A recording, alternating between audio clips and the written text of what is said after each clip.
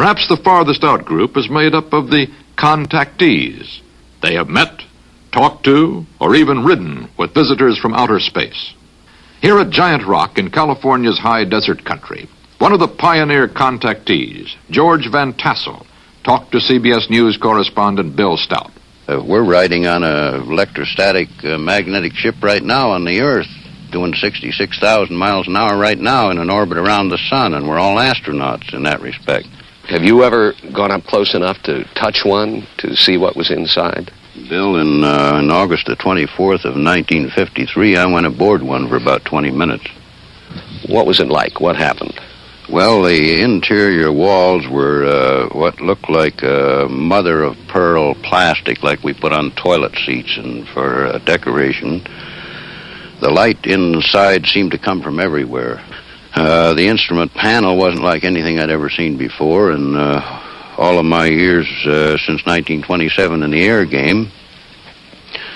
And they had a compartment in the wall which both cleans and deodorizes their clothes by some light process, which required no water, soap, or detergents, or a washing machine.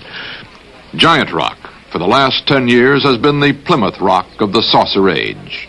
Saucer conventions were meeting here as far back as the pre-astronaut era of black and white television. But the contactees' storyline was the same, then as now.